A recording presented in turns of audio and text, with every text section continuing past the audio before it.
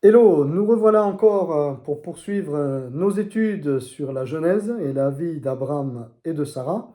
On vous remercie de votre fidélité. Merci parce que c'est vous qui faites vivre la chaîne de YouTube de l'Église de Pentecôte d'Yverdon. Alors, eh bien, que le Seigneur vous bénisse, même les nouveaux. Voilà, n'hésitez pas, encore une fois, j'aime à le redire, laissez des commentaires, ça serait chouette qu'on puisse aussi répondre à des questions ou des suggestions ou simplement apprécier aussi les commentaires que vous pouvez laisser, mettre un like ou vous abonner aussi à la chaîne. Voilà, sentez-vous libre de faire ces choses-là. Hein. Et en tout cas, soyez vraiment les bienvenus et nous espérons que tout le contenu de cette chaîne pourra vous édifier, être pour vous aussi un moyen d'encouragement dans votre vie, quoi, dans votre vie de tous les jours. Alors voilà, que le Seigneur vous bénisse. On poursuit donc notre étude linéaire sur donc la vie d'Abraham et de Sarah. Et on continue donc dans Genèse chapitre 12 à partir du verset 17. Genèse 12, 17. Donc on rappelle qu'Abraham est entré dans le pays après avoir répondu à l'appel. Il se dirige vers le sud, ça va mal. Il y a là il n'avait pas prévu, mais une famine, et donc il va descendre en Égypte. Et puis en Égypte, il va essayer de moyenner un petit peu pour s'en sortir, mais malheureusement, euh, il va mentir, il va proposer à Sarah de mentir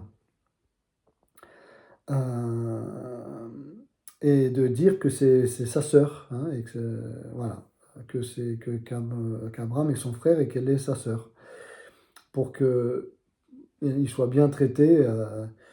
Parce qu'il a peur, voilà, que ça se passe mal là-bas en tant qu'étranger, voilà.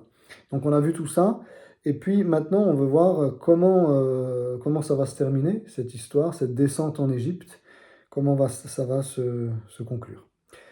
Alors on lit dans Genèse 12, 17, « Mais l'Éternel frappa de grandes plaies Pharaon et sa maison au sujet de Saraï, femme d'Abraham. » Voilà, donc on va aller après verset. L'Éternel frappa de grandes plaies Pharaon et sa maison au sujet de Saraï, femme d'Abraham. Je rajoute une petite chose ici.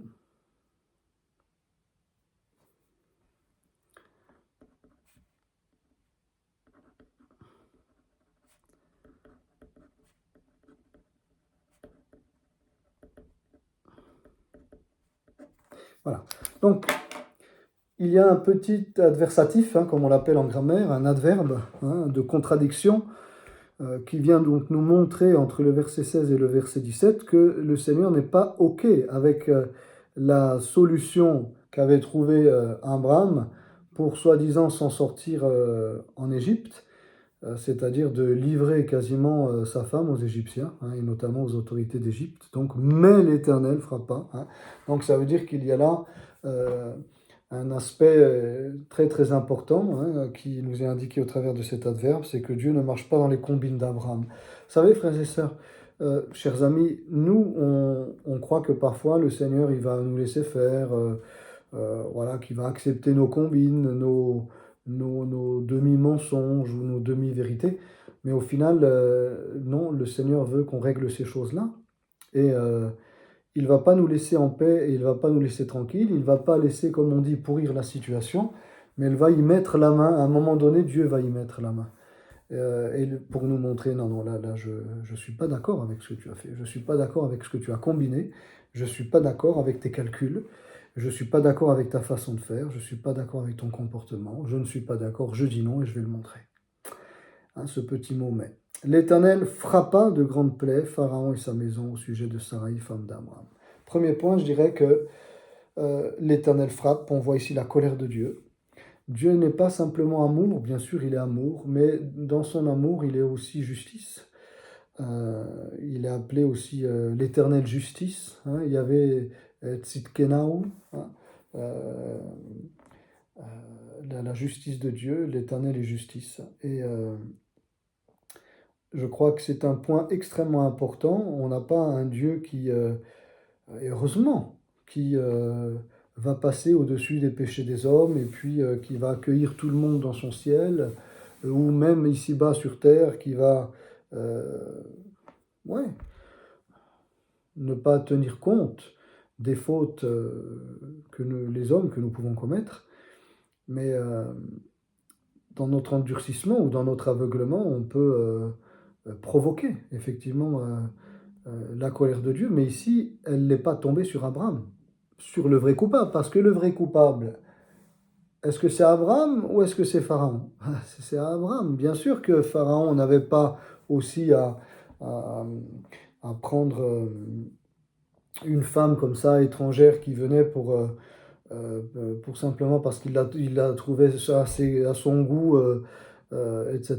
Bien sûr, mais le premier coupable, et vraiment, c'est Abraham qui avait la connaissance quand même de Dieu, en tout cas même si elle était primaire, hein, c'est lui qui est appelé par Dieu. Voilà. Donc ici, la colère de Dieu se déchaîne. Et j'ai envie de dire, parfois on a besoin qu'il y ait cette colère. On ne va pas la chercher, bien évidemment, on ne va pas la rechercher, on ne va pas la, l'appeler, mais parfois elle est inévitable. Et ce n'est que par sa colère, par la manifestation de sa colère, que l'on va pouvoir sortir peut-être d'un certain endormissement, d'un certain égarement. Vous savez, Dieu a mille et une façons de nous sortir de notre tiédeur, de notre torpeur, de nos problèmes. Mille et une façons. Et une des façons, parfois, quand il n'y a pas d'autre moyen, quand on est vraiment aveuglé, endurci, on est décidé finalement voilà, à magouiller, j'ai envie de dire, hein, pour s'en sortir, eh bien, le Seigneur est obligé de se mettre en colère. Mais comme dit la Bible, hein, heureusement, sa colère ne dure qu'un instant, mais son amour dure pour toujours. Hein. Heureusement, sa bonté dure éternellement. Mais l'instant dans lequel le Seigneur se met en colère, c'est un instant pas forcément facile à passer. Hein. Et donc ici, je disais, ce n'est pas sur Abraham que va tomber la colère de Dieu, mais c'est sur le Pharaon. Voilà, c'est sur le Pharaon. Et, et de là, on voit non seulement l'amour que Dieu a envers Abraham, mais on voit les conséquences que notre désobéissance peut avoir. Parce que par la désobéissance d'Abraham, c'est quelqu'un d'autre qui est touché. C'est pas lui présentement, c'est quelqu'un d'autre.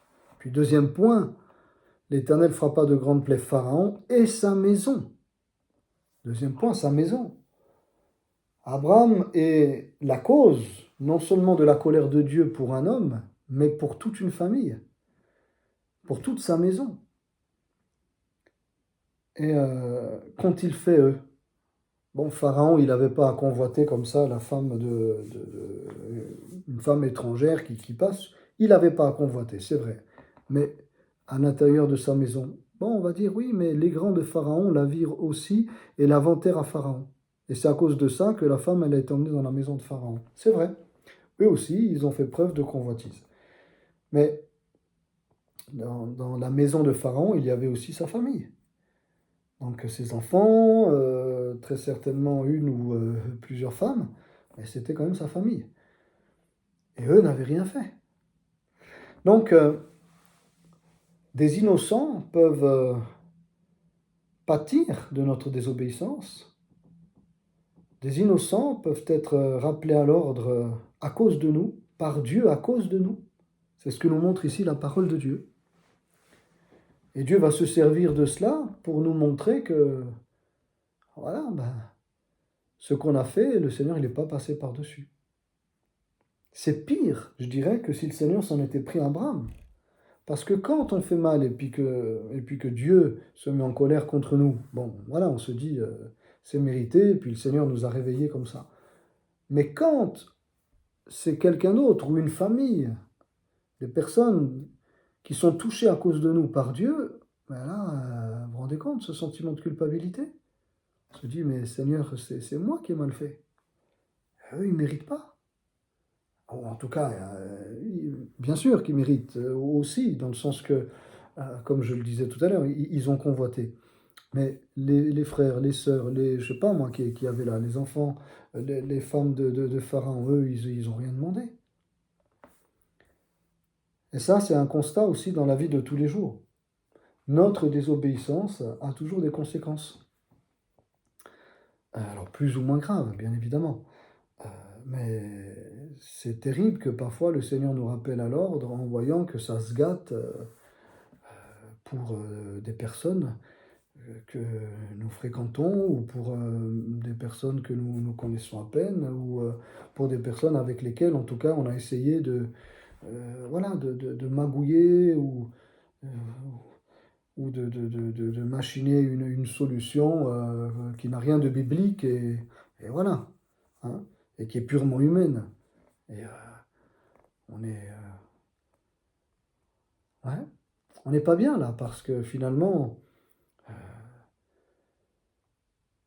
le Seigneur veut nous montrer les conséquences, veut nous montrer qu'on est responsable aussi, que quand on pêche, on est aussi responsable. Pas simplement devant Dieu et envers nous-mêmes, mais responsable envers des autres, hein, envers notre prochain. Alors au verset 18, c'est dit, alors Pharaon appela Abraham et dit, mais qu'est-ce que tu m'as fait? Pourquoi ne m'as-tu pas déclaré que c'est ta femme? Pourquoi as-tu dit c'est ma sœur? Ah. Troisièmement, une dispute inutile, franchement. Une embrouille complètement inutile avec les autorités du pays. Qu'est-ce qu'Abraham a été inventé? Ça a amené à une embrouille. Plutôt qu'il se mette les autorités et les habitants de Pharaon de son côté, bah, il a gagné le contraire. En voulant magouiller, en disant une semi-vérité ou un semi-mensonge qui de toute façon reste un mensonge à 100%, eh bien voilà ce qu'il a gagné. Il a voulu gagner, en fait il a tout perdu. Ce qui est important ici, c'est que de suite après, il est dit Pharaon appela Abraham. Donc Pharaon a compris que les plaies, il ne fera pas de grandes plaies, donc on ne sait pas ce que c'est. Est-ce que c'était comme un peu plus loin des hémorroïdes, en tout cas certainement d'une maladie, hein. Il a frappé de fortes maladies, donc qui se sont manifestées certainement avec des pustules, avec hum, voilà, je sais pas, des boutons, en tout cas une manifestation physique visible. Et là, c'est étonnant que Pharaon, qui n'a rien à voir avec Dieu, qui est dans le polythéisme euh, le plus complet, le plus profond, c'est lui qui va appeler Abraham. C'est étonnant. Pharaon appela Abraham. Vous savez, le premier verset de Deutéronome, Vaikra Moshe, euh, c'est Deutéronome, hein.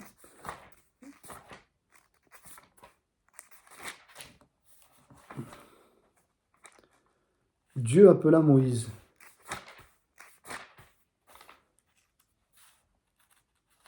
Pardon, je prends un petit peu de temps, c'est vrai que les pages sont très très fines. Non, pardon, c'est pas... C'est Lévitique. Voilà. C'est Lévitique, parce que Deutéronome, c'est Devarim. Voilà. L'Éternel appela Moïse. Hein? Vaikra, hein, en hébreu, Vaikra, il appela, hein, Vaikra Moshe Elohim. Hein? Dieu appela Moïse. Mais là, c'est pour lui parler des lois sur la sainteté. Hein, le Lévitique, ce sont les lois sacrificielles en lien donc avec le péché. C'est Dieu qui appelle Moïse. Et ici, c'est Pharaon qui appelle Abraham. C'est un non-croyant qui appelle Abraham. Si dans le Lévitique, Dieu l'appelle pour mettre en place des lois en lien avec la sainteté, eh bien ici, Pharaon, il fait pareil. Il y a une question de sainteté. Mais ce n'est pas Abraham qui va donner la leçon de sainteté à Pharaon, c'est Pharaon qui va donner la leçon de sainteté à Abraham. C'est incroyable. Oh, ce que la parole, est profonde et interpellante. Donc, Pharaon a compris que sa maladie était due au mensonge d'Abraham. Voilà. C'était pas, comme il a dit, sa sœur. C'était sa femme. On apprend par là aussi que l'adultère était condamné en ce temps-là en Égypte. Eh oui, puisqu'il est question d'adultère là. Je prends pas ta femme, c'est ta femme. Je vais pas prendre ta femme, je vais commettre l'adultère. Donc on est aux alentours de 1800 avant Jésus-Christ, par là. 1850 avant Jésus-Christ, par là. Donc même à cette époque-là, il y avait en tout cas le code d'Hammurabi, hein, qui était en vogue à cette époque-là, dans tout cet espace de, grand, hein, de la Mésopotamie et puis au-delà. Donc ils avaient entendu parler, effectivement. Et le code d'Hammurabi permettait de prendre une autre femme que si, eh bien, la femme euh, que l'homme avait ne pouvait pas, par exemple, lui enfanter d'enfant. Donc là, il pouvait, avec l'accord de sa femme, bien évidemment, prendre une deuxième femme pour lui donner des enfants. Mais il devait la marier. Hein. C'était le code d'Hammurabi. Mais jamais le code d'Hammurabi n'autorisait l'adultère. Et il concernait bien sûr tout cet espace babylonien, etc. Donc en Égypte, le code d'Hammurabi n'était pas vraiment très certainement appliqué comme en Babylone et en Syrie de l'époque. Hein. Voilà, parce que l'Égypte a toujours été un petit peu à part. Mais en tous les cas, on apprend ici que même si ils ne s'alignaient pas sur le code d'Hammurabi, eh bien, leur loi à eux en Égypte allait dans ce sens-là. Hein. Qu'est-ce que tu m'as fait? Pourquoi ne m'as-tu pas déclaré que c'est ta femme? Pourquoi as-tu dit c'est ma sœur? Et puis il dit, Pharaon dit, tu m'as dit, hein, pourquoi m'as-tu dit, hein, pourquoi as-tu dit c'est ma sœur? Vous vous souvenez que Abraham avait dit, voici, je sais que tu es une femme belle de figure, quand les Égyptiens te verront, ils diront, c'est sa femme, et ils me tueront et te laisseront la vie. Dis, je te prie que tu es ma sœur, et que je sois bien traité à cause de toi, et que mon âme vive grâce à toi. Dis, je te prie que tu es ma sœur. Abraham voulait que ce soit Sarah qui le dise. En fait, Sarah, elle a pas dû le dire. On l'apprend là. Pourquoi as-tu dit, c'est ma sœur? Oui, on peut dire oui, mais bon, Pharaon veut le dire comme ça, de manière indirecte. Moi, je pense pas. Ça peut être une lecture. Pourquoi tu m'as dit au travers de ta femme? Mais moi, je pense pas. Ça serait un peu forcer le texte. Pour moi, après, chacun pense comme il veut pour ça. Mais pour moi, je pense que vraiment, Sarah n'a pas voulu le dire. Parce qu'elle savait quelque part à quoi elle allait s'exposer. Alors, Abraham, très certainement, disant tu veux pas le dire, bon, ben, c'est moi qui vais le dire. C'est ma sœur. On voit donc Abraham s'enfoncer, en fait. Pour moi, en fait, c'est dans une logique, ce texte, si on fait l'exégèse de ce texte, il s'inscrit dans une logique de descente, pardonnez-moi, aux enfers d'Abraham. Ça va dans le sens même des verbes, par exemple, au verset 9, il s'avance vers le midi. Hein, le midi, il s'avance vers le sud. Verset 10, Abraham descendit en Égypte.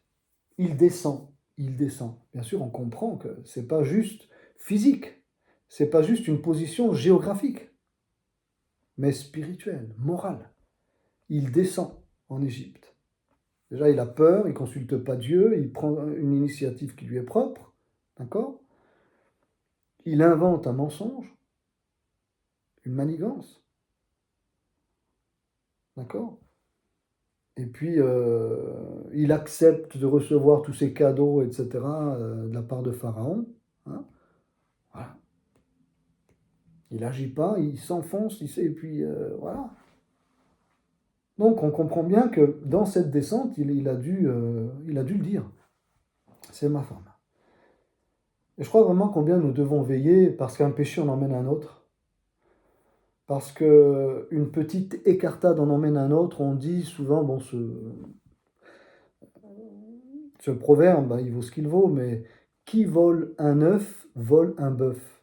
Bon, c'est un proverbe commun. Mais derrière tout proverbe, il y a un fond de vérité toujours, bien souvent. Et c'est vrai que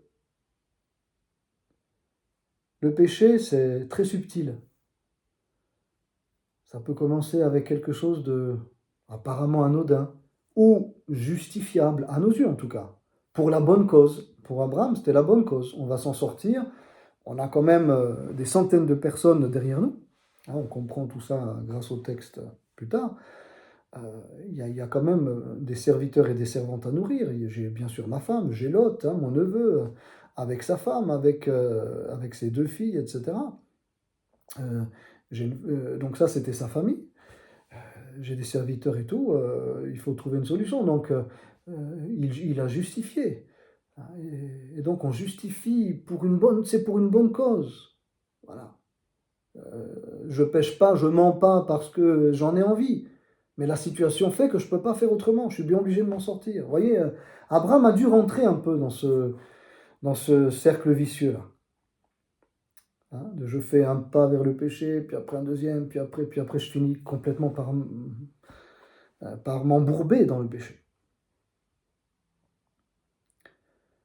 Alors, bien sûr, ça a eu des conséquences, comme on va le voir. Mais on peut aussi dire une chose qui est étonnante, c'est que euh, on voit Dieu qui a parlé à Pharaon. Alors, Pharaon l'a compris, mais parce que Dieu, il a parlé à son cœur quand même. Parce qu'on ne peut pas comprendre quelque chose de spirituel sans que Dieu ne nous l'ait révélé. Donc, ça veut dire que Dieu parlait à Pharaon, mais Dieu n'a pas parlé à Abraham.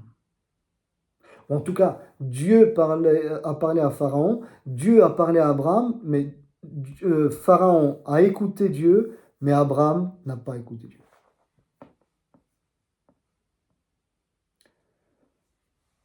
Parce qu'Abraham, quand même, devait pas être en paix, quand même.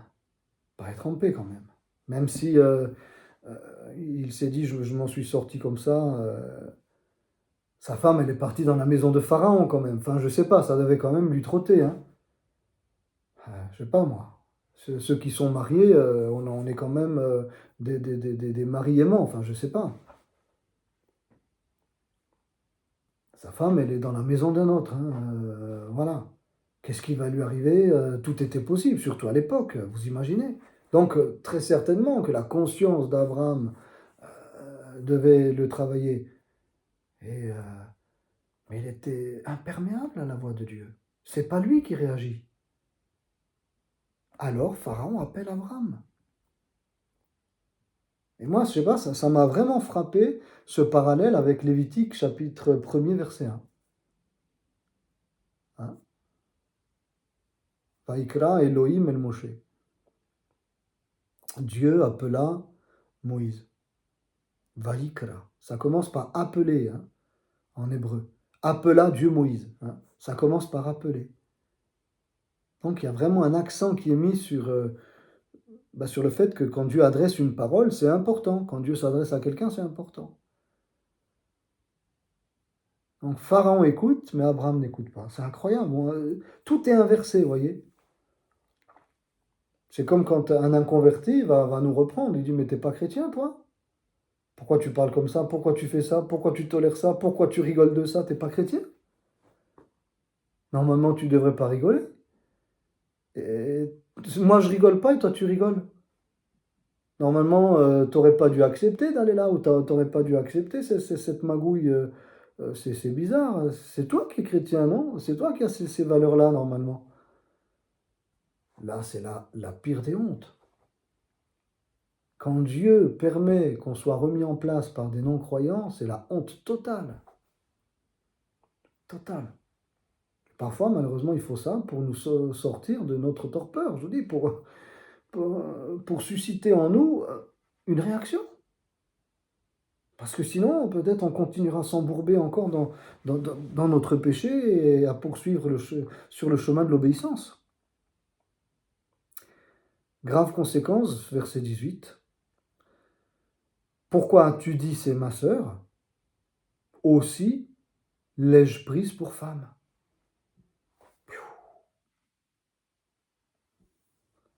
Dans cette expression, on ne peut pas comprendre autre chose que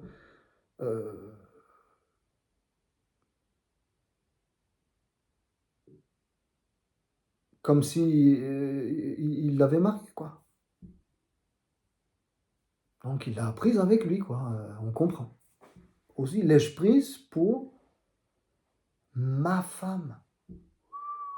Il dit pas aussi l'ai-je prise pour femme. Non. Aussi l'ai-je prise pour ma femme. Pensais que tu m'as dit que c'était ta sœur. Je me suis dit, ben voilà, je trouve que cette femme, elle me convient. Eh bien, je suis Pharaon, ça va être ma femme. Je vais la prendre pour ma femme. Aussi l'ai-je prise, pas j'allais la prendre. Comme c'est dit dans un autre passage de la Bible. L'ai-je prise, c'est fait. Oh là là là là là, là c'est grave. Là c'est grave. La conséquence est grave. Il dit, c'est ta faute. Hein? C'est ta faute. Qu'est-ce que tu m'as fait? Pourquoi ne m'as-tu pas déclaré que c'est ta femme? Pourquoi as-tu dit c'est ma sœur? C'est ta faute. Moi, j'y suis pour rien. Lui, hein, il se dit, j'y suis pour rien. Si j'avais su que c'était ta femme, je ne l'aurais pas touchée. Mais tu m'as dit, c'est ma sœur. Grave conséquence. Bien pour Sarah, parce que maintenant on a parlé de Pharaon, on a parlé de sa famille, on a parlé de ses serviteurs, on a parlé bien sûr d'Abraham, mais Sarah dans tout ça, c'est elle la principale intéressée. Vous croyez qu'elle voulait aller dans les bras de Pharaon? Quand on voit la femme que c'est?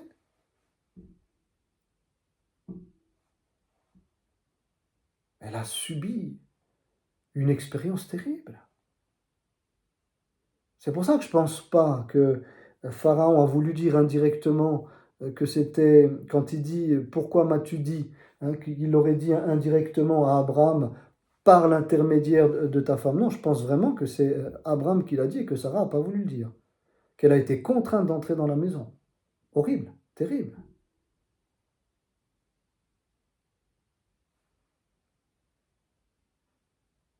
C'est un épisode vraiment catastrophique et terrible dans la vie d'Abraham. Pour ça que je me suis permis de la nommer la descente aux enfers. Est-ce qu'il y a quelque chose de plus terrible que de donner sa femme à quelqu'un d'autre? Enfin, je ne sais pas, moi. Même un proverbe de Salomon dit qu'un homme jaloux, il est dangereux, il est terrible, il est féroce, etc. Pire que la mort, quoi.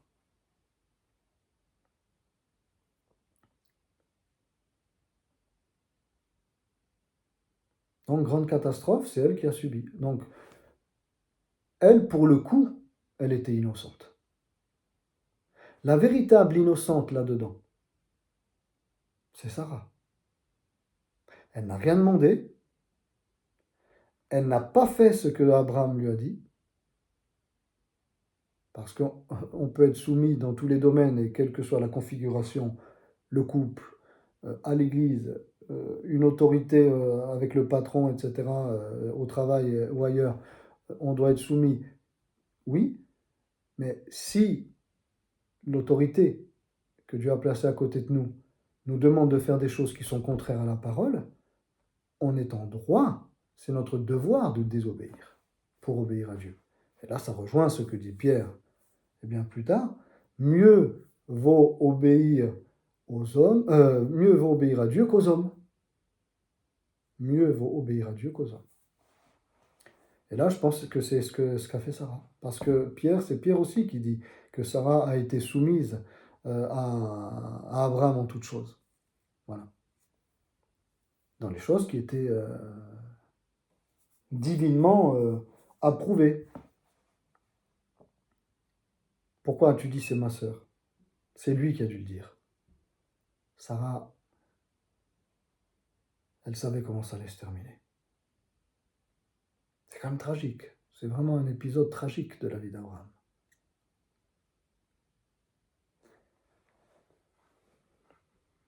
Aussi l'esprit pour femme, donc. Maintenant, voici ta femme. Prends-la et va-t'en. Voilà. Maintenant, voici ta femme. Prends-la et va-t'en. Voilà. Il est renvoyé. Comme un malpropre. Ça, c'est, après avoir vu la colère de Dieu, c'est la discipline de Dieu. Verset 20, et Pharaon donna ordre à ses gens de le renvoyer, lui et sa femme, avec tout ce qui lui appartenait. Il est renvoyé. Pharaon donna ordre à ses gens de le renvoyer, lui et sa femme, avec tout ce qui lui appartenait. Est-ce que tu as été renvoyé par ton patron? Est-ce que tu as peut-être été mis de côté ou mis à l'écart de ta famille? Ou d'un poste à l'église, que sais-je, à cause d'une inconséquence qui pour toi était minime et qui était justifiable. Pour toi, les moyens justifiaient la fin, hein, la fin justifiait les moyens.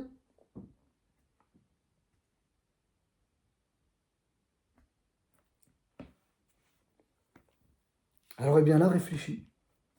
Si tu es dans la même position qu'Abraham, alors bien évidemment, c'est certainement pas et du tout le même contexte, mais contexte de travail, contexte de famille, contexte à l'église, que sais-je.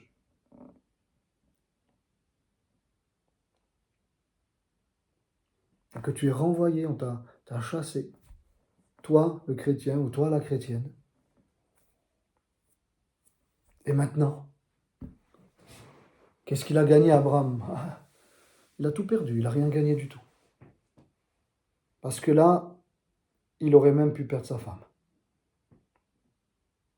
Elle est extraordinaire, Sarah. Franchement, elle est extraordinaire. Enfin, Saraï, elle s'appelle Saraï. Hein.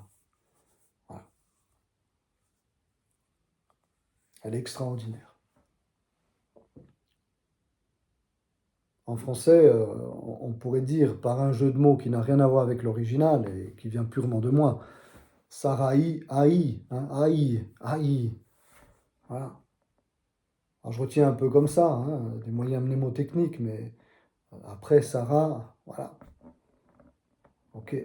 C'est quand elle est entrée vraiment pleinement, et on le verra dans l'obéissance, et puis je dirais l'accomplissement des promesses de Dieu, mais Saraï, aïe, aïe, aïe, ouais. Elle a eu mal. Elle a eu mal. Elle a été blessée, elle a été salie, elle a été flétrie. C'est une fleur qui a été flétrie. C'est une âme qui a été abîmée. Elle est extraordinaire de pardonner à Abraham cet écart et de repartir avec lui. Qu'est-ce qui la retenait après tout? Ils n'avaient même pas d'enfant en commun. Bon, elle était âgée, hein, ça c'est vrai. Oui, bon. Et alors, il y en a même à 75 ans, même à 80 ans, il y en a, ils ont divorcé. Hein. Pour beaucoup, beaucoup, beaucoup, beaucoup moins que ça. Je dis pas que c'est à faire, je dis que c'est un constat.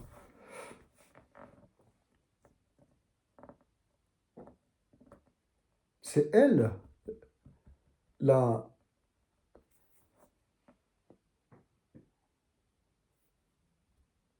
la victime. C'est elle, la véritable victime, c'est elle. Vous vous rendez compte qu'entre Abraham, Pharaon et Sarah, c'est la seule qui soit innocente et c'est elle qui est victime. Alors là, bon, on pourrait parler sur un tas de sujets par rapport à ça, parce que ça évoque un tas de sujets, ce passage. Hein, notamment pourquoi Dieu permet le mal, pourquoi Dieu permet l'injustice, pourquoi ce sont les justes qui souffrent. C'est constant dans la Bible. Pensez à Job, pensez à ce que dit Asaph dans le psaume 73, pensez aux interrogations même des disciples, etc. Pensez à ce que disent dans l'Apocalypse les saints rachetés, et puis ceux qui sont, par rapport à ceux qui sont dans la tribulation. Seigneur, jusqu'à quand tarderas-tu à faire justice à tes élus, etc., etc. Donc c'est constant. Pourquoi Dieu permet que ce soit ceux qui sont innocents, qui, entre guillemets, qui casquent, quoi, qui subissent les conséquences de ceux qui ont voulu magouiller.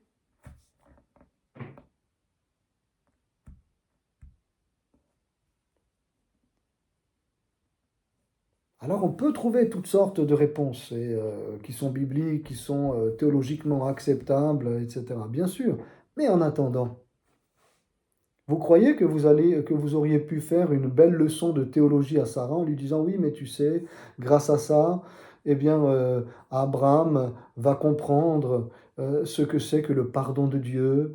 euh, Toutes nos leçons de théologie, etc., à Sarah seraient rentrées par là, puis seraient sorties par là. Hein. Parce qu'elle, à ce moment-là, ce que pense Sarah, c'est que j'ai été flétri, j'ai été jeté dans les bras d'un homme que je n'ai jamais voulu.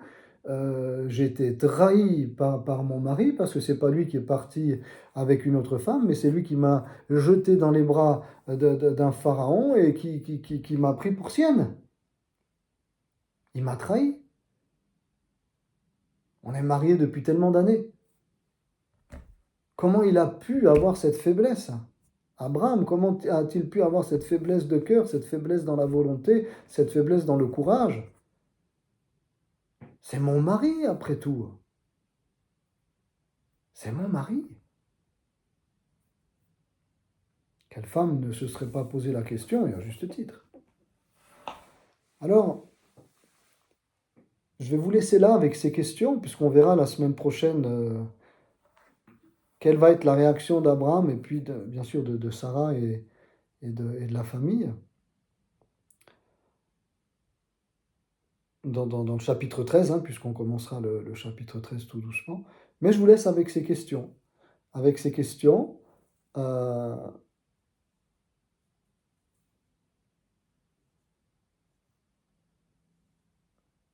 et en te plaçant peut-être à la place ou d'Abraham ou de Sarah, ou même du Pharaon, si c'est toi qui as voulu magouiller, ou si c'est toi qui as commis le péché alors que tu ne savais pas effectivement euh, que c'était mal, même si tu subodorais plus ou moins voilà, que c'était pas tout à fait à faire, mais bon, tu n'en étais pas non plus complètement sûr, ou si tu es complètement innocente ou innocent dans cette histoire, dans ce que tu vis.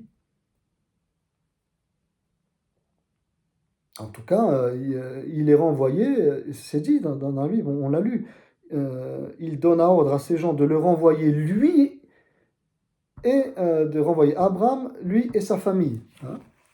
Je relis ce texte-là. Et Pharaon donna ordre à ses gens de le renvoyer, lui et sa femme, avec tout ce qui lui appartenait. Lui et sa femme. Sa femme aussi, hop, elle est renvoyée, comme si c'est elle qui avait cherché à trouver cette solution-là. Elle aussi, elle passe, d'après ce texte, comme on lit, elle est renvoyée, bien sûr qu'il est aussi en colère envers elle. Parce qu'on pourrait dire, oui, mais lui, Abraham a dit euh, que c'est ma sœur, mais puisque le texte ne le dit pas, on pourrait aussi penser, on pourrait suggérer que c'est Sarah qui a dit à Pharaon, je suis sa sœur. À ce compte-là, on se dirait, pourquoi a-t-elle attendu ben voilà, qu'il l'ait prise pour sa femme pour le lui dire? Elle aurait dû lui dire avant. Elle dirait non, ne me touche pas, je ne suis pas sa sœur, je suis sa femme. Ne t'approche pas de moi. Mais le texte ne dit pas ça. Aussi, l'ai-je prise pour ma femme. Donc c'est pour ça qu'on comprend que ces plaies qui lui sont tombées dessus, euh, est-ce que c'est Sarah qui lui a dit, tu vois, Dieu te punit? Possible, Dieu te punit parce que je suis, euh, je suis sa femme et non sa sœur. Peut-être que c'est Sarah qui lui a dit, ou peut-être que au travers de ses plaies, il a compris que la divinité et que Dieu était en colère contre lui. Le texte ne le dit pas clairement, mais on peut penser effectivement qu'en tout cas, au moment où il a été frappé, eh bien Sarah a pu aussi lui dire, c'est ta faute, c'est de ce qui s'est passé là. Mais quand même, donc elle est renvoyée. Il est fâché contre Abraham, il est fâché contre elle. Elle, innocente, victime, elle est considérée comme son mari qui a magouillé, quoi.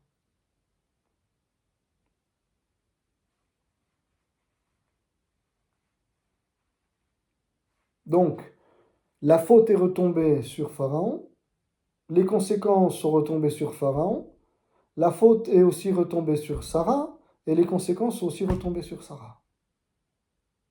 Et puis au final, bien sûr, lui, il a sur le dos, il a la responsabilité non seulement de sa faute, mais aussi de la faute des autres. De la faute et de Pharaon, et finalement de la condition de Sarah. Tout est de sa faute. Il a tout perdu. Il est responsable de tout. Avec, comme je l'ai dit, hein, avec la responsabilité aussi euh, de Pharaon. Mais Abraham, c'est lui la source et l'origine du problème. Hein, pourquoi m'as-tu dit, etc. etc. Hein, qu'est-ce que tu m'as fait? Tu as dit que c'est ta femme. Hein, voilà. Alors on verra la semaine prochaine, Dieu voulant, comment tout cela va se terminer, quelle va être leur réaction.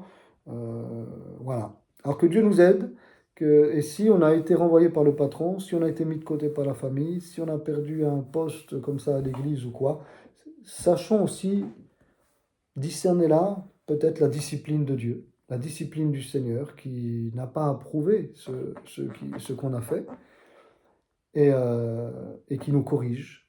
On est en train de passer sous la verge et la correction du Seigneur parce que comme il est dit dans l'Épître aux Hébreux, que Dieu ne corrige que ses enfants. Donc si on est corrigé, c'est qu'il nous reconnaît encore pour ses fils et pour ses filles. Et quelque part, c'est une grâce. Non pas de commettre le péché, hein, bien évidemment, mais c'est une grâce que quand malheureusement on s'est embourbé comme ça, eh bien il y a encore la main tendue de Dieu par sa correction. Par sa correction. Chasser comme un malpropre la discipline de Dieu. Alors, voilà, sache reconnaître dans l'attitude et le comportement de ta famille, sache reconnaître au travers peut-être l'attitude même de ton patron, ou d'une mise sous discipline même dans l'Église, ça peut arriver, si on trouve ça aussi dans la Bible, eh bien comme quelque chose qui est salutaire. Et à partir duquel tu vas, nous allons apprendre maintenant eh bien, à veiller, et puis et aussi à réagir de la bonne façon. Qu'est-ce qu'il va faire maintenant? Est-ce qu'il va abandonner Dieu? Tu m'as mis dans les problèmes, voilà. Si tu n'avais pas permis qu'il y ait la famine, il y aurait pas eu tout ça. Si tu avais permis que j'arrive dans un pays où tout allait bien, où tu m'as dit, si tu m'avais dit que dans ce pays, il coule le lait et le miel, etc., eh bien, voilà, tout cela ne serait pas arrivé, mais tu as permis qu'il y ait la famine. Alors qu'est-ce que tu voulais que je fasse? Il aurait pu trouver toutes ces excuses. Est-ce qu'il les trouvera? Ou est-ce qu'il réagira bien en se disant, eh bien, c'est ma faute, maintenant il faut que je retrouve ma communion avec Dieu, j'accepte cette discipline, eh bien on verra la prochaine fois. D'ici là, que Dieu nous aide, que Dieu eh bien, vous parle, que Dieu vous guide et au travers aussi des injustices comme Saraï, eh bien, que nous apprenions à nous confier en lui et à dépendre de lui. Parce que c'est jamais facile, c'est jamais évident de vivre une injustice, surtout aussi quand elle est criante comme celle-là. Mais le Seigneur est là et on verra comment aussi Sarah s'en sortira. Que Dieu vous bénisse, une bonne semaine. Je voudrais juste prier. Seigneur, merci parce que c'est vrai, c'est toi qui es notre consolateur, c'est toi qui es notre guide et merci parce que tu ne laisses personne les bras ballants, tu ne laisses personne dans le désarroi. Mais lorsque, Seigneur, il y a quelque chose qui n'a pas tourné, n'a pas joué juste, Seigneur, dans notre vie, et que nous nous sommes embourbés gentiment dans la boue du péché, merci parce que tu es venu aussi à notre rencontre et tu as permis aussi que nous soyons disciplinés, corrigés par toi, afin de nous sauver, Seigneur. Je te demande pour ceux et celles qui seraient peut-être en ce moment dans un temps de mise sous discipline, dans un temps de correction de ta part, parce que voilà, des choses auraient été mal faites ou n'auraient pas été bien, voilà, bien gérées selon ta parole.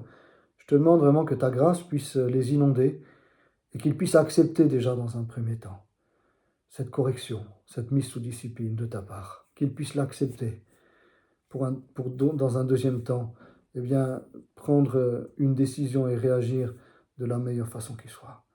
Merci Seigneur parce que ta colère dure un instant, mais ta bonté dure éternellement. Alors je te prie pour mes frères et sœurs et les amis qui nous écoutent, qui écoutent ta parole afin que, oui, sous cette correction, sous cette mise sous discipline, eh bien, ils puissent réfléchir et réfléchir comme il se doit, réfléchir comme il faut. Au nom de Jésus. Amen, amen. Une bonne semaine, les amis, pardon. À la semaine prochaine pour la suite, Genèse, chapitre 13. À bientôt. Ciao.